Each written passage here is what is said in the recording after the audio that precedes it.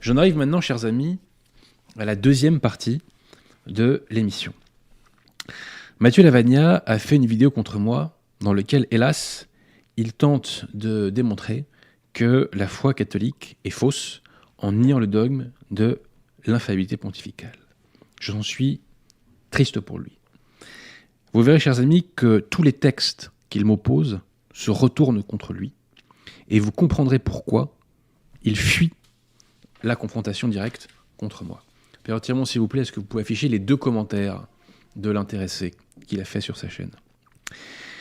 Donc dans les commentaires de sa vidéo, Mathieu Lavagna a écrit, prière de ne pas rire parce qu'il écrit ça au premier degré, le pauvre, que je risque de ne pas me remettre de cette vidéo. Moi, je crois au contraire, Mathieu Lavagna, que c'est vous qui allez avoir beaucoup de mal à vous remettre de votre vidéo et de ma réplique, puisque je vais démontrer que vous n'arrivez pas à comprendre le sens des textes que vous citez, ce qui est quand même assez ennuyeux quand on se prétend apologète et théologien.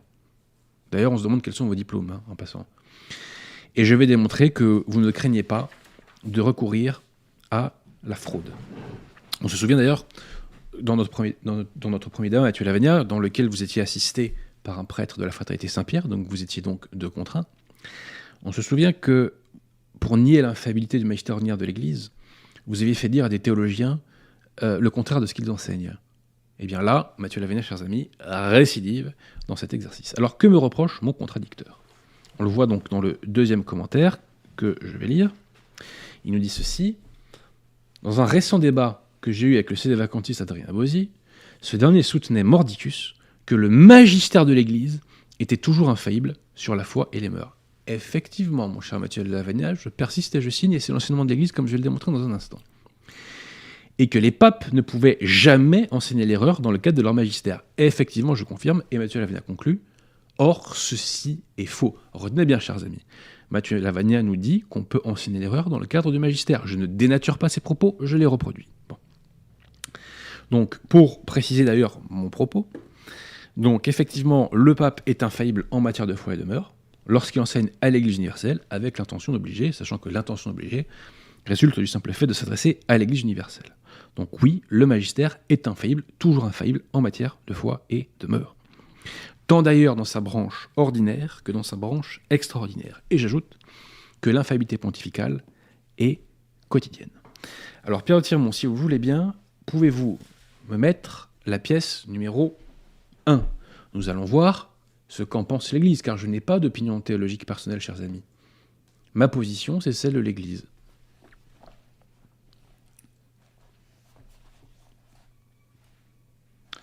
Donc, on se souvient, chers amis, que Mathieu Lavagna me fait grief de dire qu'il ne peut pas y avoir d'erreur en matière de foi et de mœurs dans le cadre du magistère de l'Église. C'est bon, Pierre Tirmont ? Donc, on va demander à Léon XIII ce qu'il en pense. Donc, citation de l'encyclique de Léon XIII, Libertas.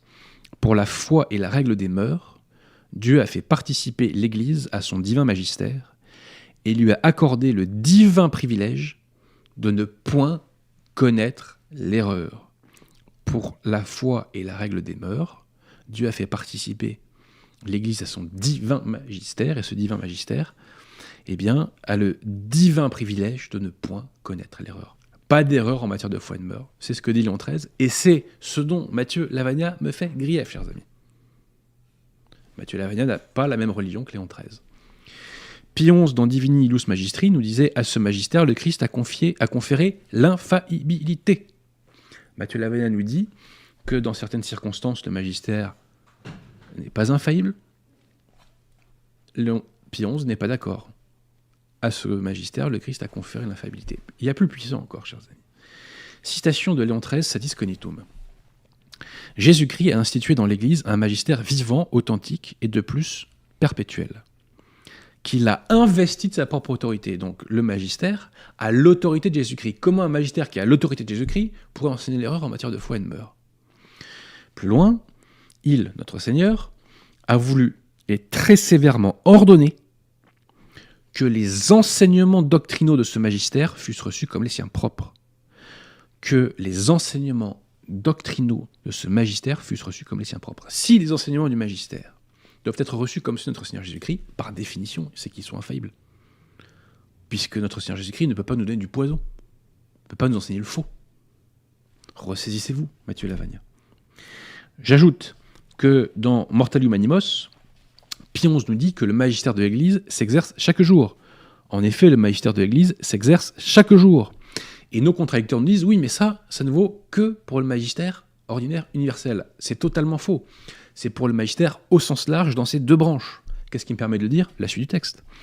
Puisque dans la suite du texte, Pie XI évoque ce magistère, donc on parle du même, comporte le devoir de procéder opportunément à des définitions en forme et termes solennels. Définition en forme et termes solennels, cela renvoie au magistère extraordinaire. Ce passage, donc, s'applique à tout le magistère. Le magistère s'exerce chaque jour. Et Pie XII nous dit dans Humani Generis qu'il s'exerce par la voie ordinaire ou la voie extraordinaire. Et il nous dit, dans un autre passage qu'on a très souvent cité à ce micro, que le magistère ordinaire et le magistère extraordinaire, eh bien, ont la même valeur, ont la même autorité. Pierre de Tiremont, s'il vous plaît. Maintenant, nous allons mettre la pièce... Alors, attendez, juste pour terminer à ce sujet. Donc, le magistère de l'Église, comme l'enseignent tous ces papes, est infaillible en matière de foi et de mœurs. Lorsqu'il y a magistère, il y a infaillibilité en matière de foi et de mœurs. Et quand le pape ne parle pas dans le cadre de ce magistère, effectivement, il n'est plus infaillible. Ce qui n'est pas infaillible dans le cadre du magistère, c'est ce qui ne relève pas de la foi et des mœurs. Mais en matière de foi et de mœurs, comme le dit Léon XIII, mot pour mot, et c'est pour ça que c'est dingue que Matthieu Lavagna, qui se dit catholique, qui ose se dire catholique, le soutienne. Donc, en matière de foi et de mœurs, il n'y a pas d'erreur dans le magistère. C'est clair, c'est net, c'est précis. Alors, je tiens à préciser, chers amis, que le pape ne parle pas ex cathedra uniquement lorsqu'il fait des définitions dogmatiques. Donc, il n'est pas ex cathedra uniquement lorsque il définit. Pierre de Tiremont, s'il vous plaît, enfin, il ne parle pas ex cathedra uniquement dans le cas du magistère extraordinaire. Pierre de Tiremont, pardonnez-moi, pouvez-vous mettre la pièce numéro 2 à la place de la numéro 1? C'est un extrait d'un article de l'abbé Perrault, qui est issu de la revue, L'Ami du clergé, et ça date de 1923. Que nous dit l'abbé? C'est clair, c'est net, c'est précis. Alors, je l'ai pour un petit instant. Il nous dit ceci. Ce n'est pas seulement quand il use de son magistère extraordinaire par une définition solennelle qu'il, donc le pape, parle ex cathedra, mais encore quand il fait office de son magistère ordinaire et qu'il se contente de faire savoir que tel point concernant la foi ou les mœurs doit être tenu par les chrétiens. Donc ce n'est pas seulement quand il parle ex cathedra dans le cadre de son magistère ordinaire, n'est-ce pas? Il parle également ex cathedra quand il fait office de son magistère ordinaire, c'est très clair. Et puisque vous aimez bien les théologiens Matthieu Lavagna, je vous en cite un qui fait autorité, qui est Don No, et qui dans son ouvrage « Une source doctrinale, les encycliques » écrit ceci, citation, la citation sera mise à l'écran tout à l'heure, mais je la dis d'ores et déjà, « En écoutant l'enseignement des encycliques, expression du magistère ordinaire, c'est le Christ lui-même que nous entendons. » C'est le Christ lui-même que nous entendons. Quand on écoute le magistère ordinaire Matthieu Lavagna, on écoute le Christ. C'est ce que nous disait d'ailleurs Léon XIII dans sa Dis Cognitum. Quand on écoute le magistère, donc y compris le magistère ordinaire, dont vous niez l'infaillibilité, c'est le Christ qu'on écoute. Donc ma position concernant le magistère est celle de l'Église catholique. Donc pourquoi Matthieu Lavagna, et plus largement les tradis, accusent-ils les sédévacantistes d'étendre le champ de l'infaillibilité pontificale? Et particulièrement, pourquoi font-ils grief de défendre l'infaillibilité du magistère ordinaire de l'Église? C'est très simple. Puisque dans le magistère ordinaire des faux papes modernistes, on trouve maintes et maintes hérésies, donc à cause de cela, on est contraint de faire le concile de la vacance du siège. Donc pour ne pas faire le concile de la vacance du siège, qu'est-ce qu'on fait? Eh bien, on ment sur ce qu'est véritablement la portée de l'infaillibilité pontificale. On dénature le dogme de l'infaillibilité pontificale. Et il y a aussi une autre dimension chez mes contradicteurs, c'est qu'ils n'assument pas la religion qui est professée par leur Église, qui n'est pas la mienne d'ailleurs. Leur Église professe une religion et ils ne l'assument pas. Ils ne veulent pas être solidaires de l'enseignement de leur pape. A-t-on vu dans l'histoire de l'Église en 2000 ans des catholiques ne pas être solidaires de l'enseignement de leur pape, chers amis? Ça n'existe pas un catholique qui n'est pas solidaire de l'enseignement du pape. Ça n'existe pas. Bon. Bref, Matthieu Lavagna me fait grief d'être catholique.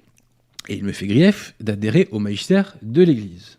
Donc en toute logique, dans sa vidéo, il ne m'oppose absolument aucun texte du magistère de l'Église. Et pour cause, le magistère le contredit.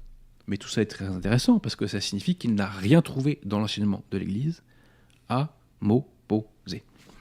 Donc cela signe sa défaite, c'est-à-dire que l'enseignement de l'Église ne va pas dans son sens et il ne le cite pas. L'enseignement de l'Église va dans mon sens et je ne fais que me fonder sur lui. Donc que fait Matthieu Lavagna ? Il nous oppose des théologiens. Je me fonde sur le magistère infaillible de l'Église. Que fait Matthieu Lavagna ? Il m'oppose des théologiens faillibles. Il n'a, semble-t-il, pas assez lu Humani Generis de Pie XII, dans lequel il nous rappelle que le magistère est supérieur à l'avis des théologiens. Cher Matthieu Lavagna, si 1000 théologiens s'opposent au magistère de l'Église, contredisent le magistère de l'Église, c'est le magistère de l'Église qui a raison. Ce ne sont pas les théologiens. Désolé de vous le dire. La vérité, c'est pas démocratique. C'est pas le plus grand nombre qui a raison. La vérité, c'est l'adéquation du réel et de notre intelligence. Bon. Et la vérité, c'est ce qu'enseigne l'Église en matière de foi et de mœurs. Bon. Donc jamais les théologiens n'auront raison contre le magistère de l'Église Matthieu Lavagna. Je vous rappelle, Matthieu Lavagna, que des très grands théologiens ont parfois été condamnés par l'Église. Être théologien n'immunise pas contre l'erreur. Bossuet et Origène étaient des grands théologiens. Et bien, quand ils ont fait des écrits dans lesquels il y avait des erreurs, l'Église les a repris et les a condamnés, tout en reconnaissant par ailleurs leur mérite. Voilà. Donc vous hissez les théologiens, vous donnez aux théologiens une autorité qu'ils n'ont pas. L'autorité suprême dans l'Église, l'argument d'autorité ultime en théologie, c'est le magistère de l'Église. Pie XII nous dit dans Humani Generis que c'est la règle prochaine de la vérité. Mais ceci étant posé, chers amis, les théologiens que me cite Matthieu Lavagna vont-ils à l'encontre des textes du magistère que je vous ai évoqués ? Eh bien, pour la plupart d'entre eux, non. Et c'est ça qui est absolument fascinant dans la vidéo de mon contradicteur. C'est que Matthieu Lavagna ne comprend pas ce qu'il lit. À l'instar de ce qui se passe dans le premier débat qu'on a fait ensemble, il cite des théologiens sur lesquels il fait des contresens. Il passe son temps à faire des contresens sur ce que disent les théologiens qu'il cite. Il fait dire à ces théologiens ce qu'ils ne disent pas, voire l'inverse carrément de ce qu'ils disent. Et je vais vous le démontrer, chers amis. Et je vais vous le démontrer. Bon. Alors, avant de vous parler des théologiens, Matthieu Lavagna cite un article du Code de droit canon. Et là, on n'est plus seulement de l'erreur, on est dans la fraude, puisque j'ai déjà repris Matthieu Lavagna sur ce point, et il fait comme si je ne lui avais pas porté la contradiction. Donc Matthieu Lavagna cite l'article du droit canon de 1917 qui nous dit ceci. « Aucune chose ne doit être tenue pour déclarée ou définie dogmatiquement en l'absence de preuves manifestes. » Est-ce que vous pouvez, Pierre Tiremont, s'il vous plaît, mettre les pièces 3A et 3B, je vous prie. Donc, j'ai déjà réfuté Matthieu Lavagna sur ce point. Matthieu Lavagna fait un commentaire de cet article du Code de droit canon et il nous dit qu'un passage d'une encyclique, donc du magistère ordinaire de l'Église, n'est pas une preuve de déclaration ou de définition d'un pape. Petite parenthèse, il le dit en l'absence de tout argument d'autorité. C'est une pure invention de sa part. Il est autoréférentiel. Donc, ma pièce 3A est un extrait du commentaire de cet article du Code de droit canon par le père Augustine, qui lui est un théologien, Matthieu Lavagna, approuvé par l'Église. Et que nous dit le père Augustine dans ce texte ? Il nous dit que le magistère extraordinaire et le magistère ordinaire de l'Église sont des preuves que quelque chose a été défini. Et il rappelle qu'ils ont la même autorité, puisqu'ils dérivent tous les deux de la même source. Par ailleurs, dans la pièce 3B, je cite une encyclique notamment de Pie XI, de Quadragesimo Anno, dans lequel il dit que Léon XIII, dans son encyclique Rerum Novarum, définit. Donc on définit dans les encycliques Matthieu Lavagna. Apprenez-le. Bon. Et au passage, on revoit cette très belle citation de Donneau. En écoutant l'enseignement des encycliques, expression du magistère ordinaire, c'est le Christ lui-même que nous entendons. Qu'avez-vous à répondre à cela, Matthieu Lavagna ? Bon. Donc, Matthieu Lavagna fait dire au Code de droit canon ce qu'il ne dit pas. Je l'ai déjà relevé dans une émission précédente. Il ne fait pas son mea culpa, il ne se rétracte pas. Donc là, on est au niveau qui n'est plus celui de l'erreur, mais on est au niveau de la fraude. C'est scandaleux de procéder ainsi, Matthieu Lavagna. Voilà. C'est de la manipulation de votre auditoire. Bon. Et on va voir qu'il fait la même chose avec les théologiens, c'est-à-dire qu'il leur fait dire ce qu'ils ne disent pas. Et c'est absolument fascinant. Donc nous allons observer, chers amis, que Matthieu Lavagna fait dire à 5 théologiens ce qu'ils ne disent pas, premièrement. Deuxièmement, nous allons voir que parmi ces 5 théologiens, il fait une fausse citation d'un de ces théologiens. Troisièmement, nous allons voir que 2 autres théologiens, dont un qui a été condamné par Saint Pidis, disent des choses fausses. Et quatrièmement, nous allons voir que Matthieu Lavagna fait dire au dictionnaire de théologie catholique l'inverse de ce qu'il dit. C'est-à-dire que le DTC, dictionnaire de théologie catholique, nous dit le magistère ordinaire est infaillible, les encycliques sont infaillibles, Immortale Dei est infaillible. Et Matthieu Lavagna fait une vidéo dans laquelle il nous dit que selon le DTC, le magistère ordinaire n'est pas infaillible, les encycliques ne sont pas infaillibles et Immortale Dei n'est pas infaillible. Vous verrez, c'est fascinant. Hein. Bon. Alors on va commencer d'abord par les théologiens. Donc Matthieu Lavagna veut démontrer que le magistère de l'Église n'est pas infaillible dans certaines circonstances. On ne sait pas lesquelles, mais bon, il nous dit dans certaines circonstances, le magistère de l'Église n'est pas infaillible. Donc très naturellement, il doit s'appuyer sur des théologiens qui soutiennent que le magistère de l'Église, dans certaines circonstances, n'est pas infaillible. Or, que fait Matthieu Lavagna ? Il cite des théologiens qui ne disent absolument pas ça. Il cite des théologiens qui disent que le pape n'est pas infaillible lorsqu'il ne parle pas dans le cadre du magistère. Donc, que je sois clair, nous cherchons des théologiens qui parlent de l'action du pape dans le cadre du magistère, et dont Matthieu Lavagna nous dit qu'il ne serait pas infaillible, on ne sait pas pourquoi. Et Matthieu Lavagna nous évoque des théologiens qui disent que le pape n'est pas infaillible en dehors du magistère. C'est pas la problématique soulevée, Matthieu Lavagna. Il y a une confusion grossière dans votre esprit. Vous êtes complètement largué. Vous êtes complètement largué. Vous vous revendiquez d'une autorité que vous n'avez pas. Vous ne comprenez pas des textes parfaitement clairs. Donc là, la période de sermon, si vous voulez bien, nous allons mettre la pièce numéro 4, puisque moi, contrairement à vous, Matthieu Lavagna, j'étaye mes dires. Voilà, je fais des démonstrations, je ne procède pas par des affirmations péremptoires et je ne me hisse pas comme référence théologique en inventant des principes qui n'existent pas. Donc Matthieu Lavagna cite par exemple le théologien Benedikt Heinrich Merkelbach. Que dit-il ? Citation : « Quand l'Église n'enseigne pas avec son autorité infaillible ». Donc il ne parle pas du magistère. Bon. Et d'ailleurs, il dit plus loin que c'est très rare. Ça c'est intéressant, puisque vous, Matthieu Lavagna, vous êtes de l'école de ceux qui disent que l'Église n'engage quasiment jamais son infaillibilité. Et bien le théologien que vous citez est en train de vous dire le contraire. Autre exemple, Domenico Palmieri. Vous nous dites, lorsque cela n'est pas défini ex cathedra, l'erreur n'est pas impossible. Lorsque cela n'est pas défini ex cathedra, donc on est en dehors du magistère de l'Église. Les théologiens ne disent pas que dans le cadre du magistère, il y a une marge de manœuvre possible pour l'erreur. Autre exemple, vous évoquez Christianus Pech, il nous dit, sans engager son autorité suprême. Donc il n'engage pas le magistère, s'il n'engage pas l'autorité suprême, Matthieu Lavagna. Restez sérieux, ça ne concerne pas notre problématique. Pareillement, vous citez Gérard von Nort, ils nous disent « Certains théologiens compétents concèdent que le pape, lorsqu'il ne parle pas ex cathedra, pourrait tomber dans l'hérésie formelle. » Donc en dehors du magistère. Donc toutes ces citations ne concernent pas ce que vous voulez démontrer.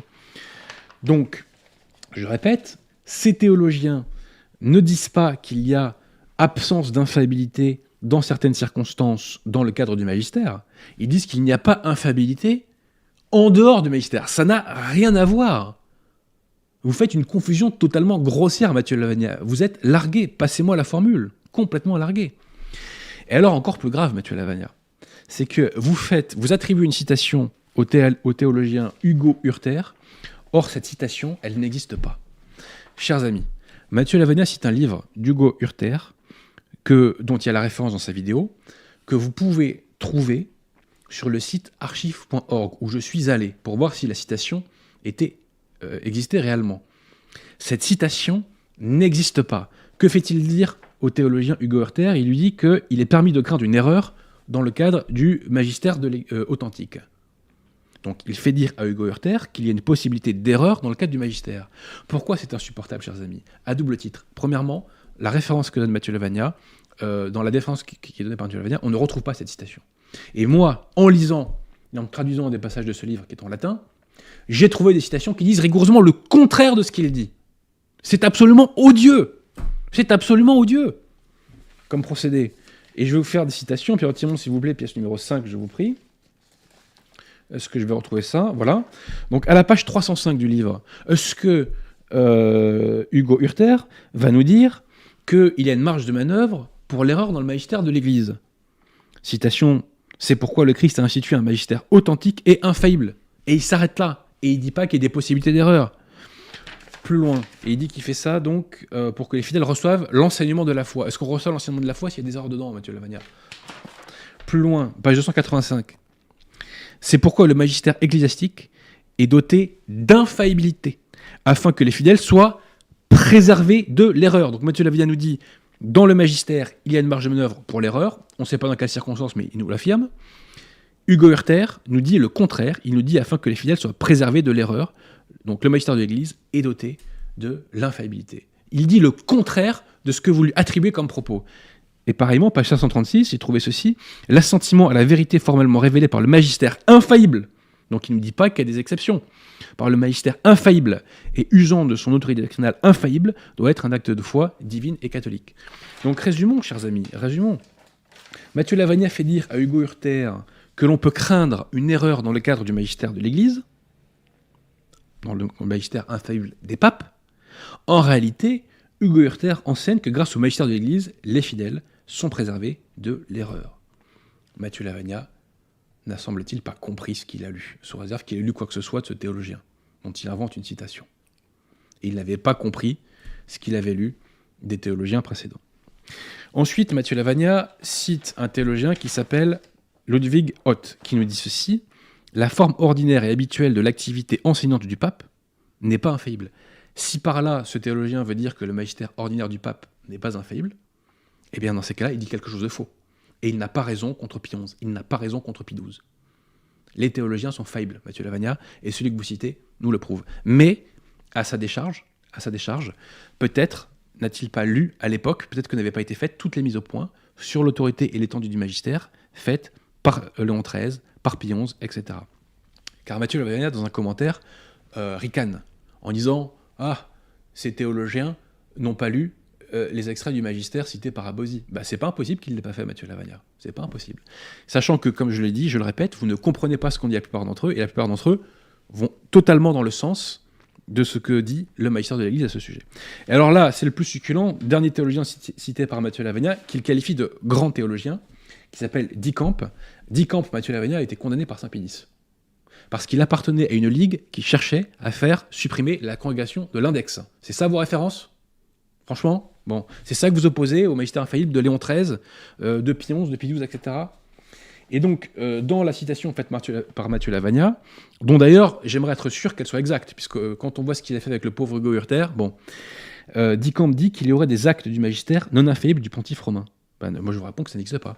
Soit il y a un acte du pontife romain qui relève du magistère, et le magistère est infaillible en matière de foi et de mœurs, et seulement n'est pas infaillible ce qui ne relève pas de la foi et des mœurs, soit on a un acte pontifical qui ne relève pas du magistère de l'Église, et là, eh bien, il n'y a pas de protection par l'infaillibilité. Ce qui ne veut pas dire d'ailleurs qu'il y a forcément erreur, puisque vous entretenez une ambiguïté à ce sujet-là. Bon. Et alors maintenant, chers amis, on en arrive à ce que j'appelle l'apothéose. Il n'y a pas d'autre mot.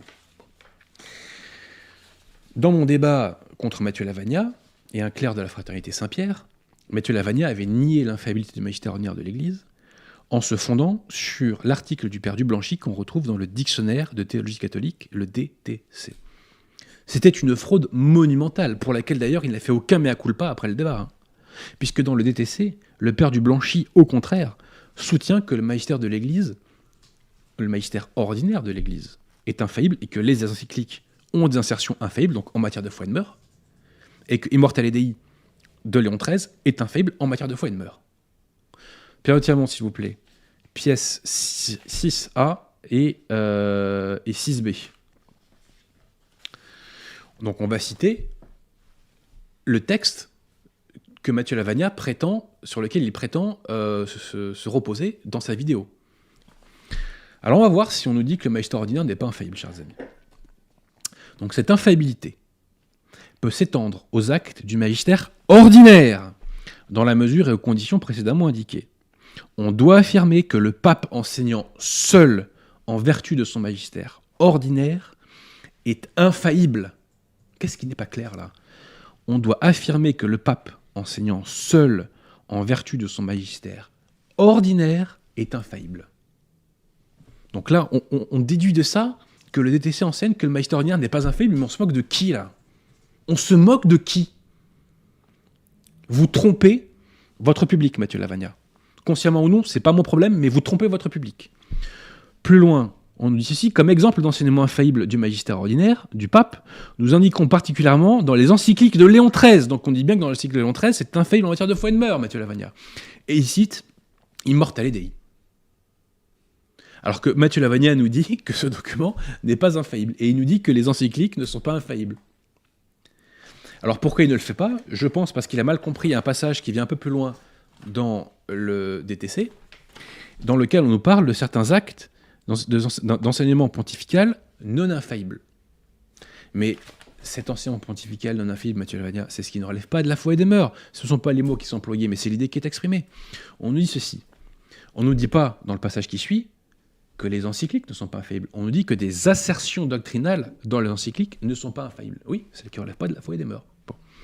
Donc beaucoup d'assertions doctrinales dans les encycliques de Léon XIII et de Pie X, donc Saint Pie X aujourd'hui, donc ne sont pas infaillibles. Donc il nous dit que c'est celles qui sont sans indication de son appartenance à la révélation, donc ça ne concerne pas la foi et les mœurs, ou à la tradition catholique constante et universelle par la foi et par la soumission due à la souveraine autorité du pontife romain. Donc tout ça, autrement dit, ça veut dire que ça ne relève pas de la foi et des mœurs. Et plus loin, on nous dit que ne sont pas infaillibles les arguments qui sont opposés pour un jugement doctrinal, mais qui ne concernent pas l'objet direct et immédiat de ce jugement doctrinal.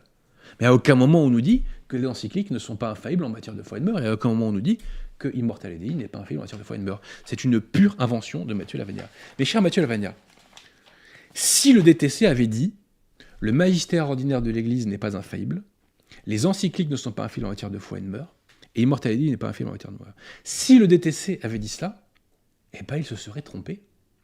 Parce que le DTC n'a pas raison contre le magistère de l'Église. Il n'a pas raison contre l'Église. Il n'a pas raison contre un enseignement qui relève de l'autorité de notre Seigneur Jésus-Christ, Mathieu Lavagna. Vous cherchez à vous agripper à des théologiens parce que vous savez que le magistère de l'Église, c'est-à-dire l'enseignement de l'Église, vous donne tort. Eh bien, ça ne marche pas.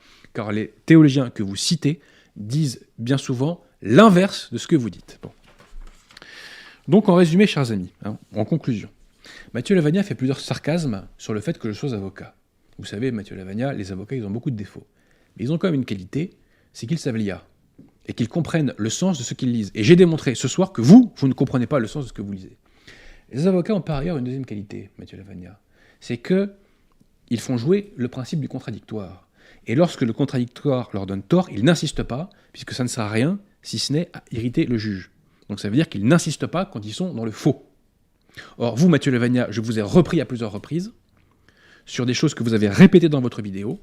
Je vous ai réfuté de façon incontestable, c'était pas très compliqué d'ailleurs. Et vous maintenez. Donc là, on est dans le registre de la fraude. Je suis désolé de vous le dire. Donc, charitablement, Mathieu Lavagna, charitablement, je vous invite à rétracter vos hérésies et vos attaques folles contre le magistère de l'Église.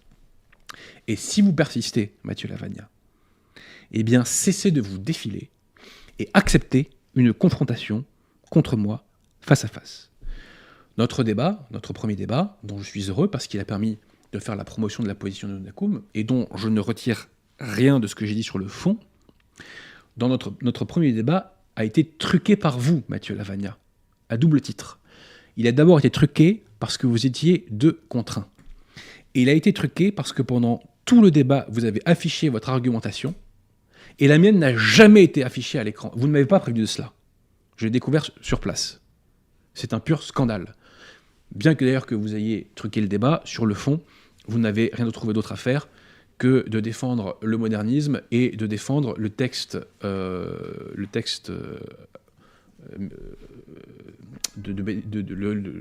qui instaure le rituel de bénédiction des couples homosexuels. Bravo, Mathieu Lavagna. Bon. Donc cessez de faire la confrontation. Et je vous oppose, Mathieu Lavagna, pour terminer, des versets bibliques. Je vous oppose 2 versets de l'épître de Saint Jean. Saint Jean nous dit ceci. Alors peut-être que vous allez dire que c'est pas infaillible en matière de foi et de mœurs. Si, c'est infaillible, les Saintes Écritures, Mathieu Lavagna. Quiconque fait le mal, et du verbe haïr, la lumière, et ne vient point à la lumière, de peur que ses œuvres ne soient dévoilées. Celui qui fait le mal se planque. Celui qui fait le mal refuse la confrontation, Mathieu Lavagna, puisqu'il a peur d'être dévoilé. Mais celui qui agit selon la vérité vient à la lumière. Celui qui agit selon la vérité vient à la lumière, afin que ses œuvres soient manifestées, parce qu'elles sont faites en Dieu. Mathieu Lavagna, si vous défendez la vérité, pourquoi ne venez-vous pas à la lumière? Je réclame la lumière. Vous la refusez. Pourquoi, Mathieu Lavagna, ne venez-vous pas à la lumière? Je vais vous le dire pourquoi, Mathieu Lavagna. Parce que la lumière dévoile que vous êtes un moderniste, qui défend le modernisme, et qui défend une fausse église, qui est en vérité une secte moderniste. Une fausse église qui professe à tour de bras des hérésies, entre guillemets, ex cathedra. Une fausse église, Mathieu Lavagna, qui multiplie les actes d'apostasie les plus invraisemblables. Une fausse église qui bénit les couples homosexuels. Une fausse église qui donne la communion aux adultères. Une fausse église qui a introduit un, entre guillemets, 8e sacrement qu'ils sont allés chercher chez les protestants pentecôtistes, le baptême dans l'Esprit Saint. Une fausse église qui pratique l'incinération, chose qui a été condamnée par l'église pendant 2000 ans. Et une fausse église qui récemment a retiré à la Très Sainte Vierge Marie plusieurs de ses titres. Voilà ce qu'est l'antisédévacantisme. Et c'est pas très brillant, Mathieu Lavagna. Donc vous refusez la lumière parce que la vérité vous accuse et parce que la vérité vous condamne, tout simplement. J'en ai terminé.